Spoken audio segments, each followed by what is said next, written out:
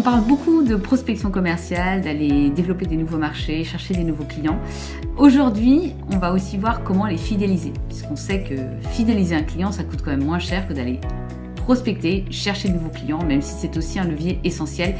Comment combiner les deux ? Alors, la fidélisation client, elle peut prendre en tout cas deux leviers. C'est la fidélisation sur les produits, où on va marquer une fidélisation par des ventes privées, une carte de fidélité, des promotions régulières. La fidélisation sur la prestation de service, ça va aussi se tenir sur la qualité d'écoute, la qualité d'échange, de co-construction et surtout la durée pendant laquelle vous allez co-construire votre collaboration avec votre client. On va voir un petit peu les deux leviers. La stratégie de fidélisation sur les produits et la stratégie de fidélisation sur la prestation de service. Donc, pour la partie produit, on va avoir effectivement toute la partie programme de fidélité. Donc, comment est-ce qu'on va pouvoir travailler la partie carte de fidélité, des avantages exclusifs, des ventes privées comme on l'a vu. La qualité et l'innovation des produits. Voilà, comment aujourd'hui on maintient un niveau de qualité constant. On écoute sa cible par des enquêtes, par des questionnaires de satisfaction pour voir justement comment augmenter la qualité du produit, qu'est-ce qui les satisfait, qu'est-ce qui est à optimiser. Et le service après-vente, bien sûr. Les clés de la relation humaine, savoir répondre rapidement et écouter son client quand il peut y avoir un problème, une perte de colis ou un sujet sur lequel le client a vraiment besoin d'un renseignement urgent.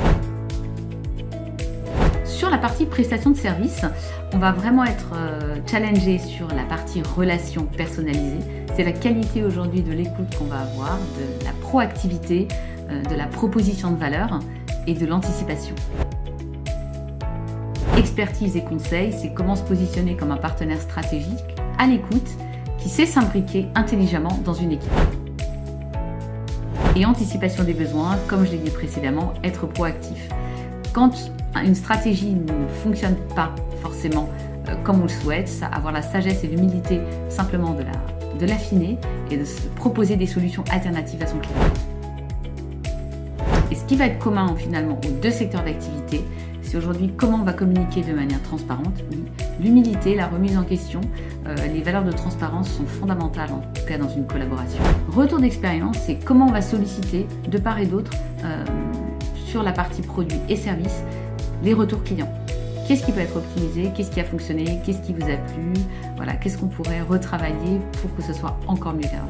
Donc la fidélisation client, elle passe avant tout par une satisfaction de son client et une écoute, une transparence. Avoir l'humilité tout simplement de se dire, il y a certains points qui étaient à optimiser, on a écouté, on a revu la stratégie pour repartir finalement avec des bases encore plus solides.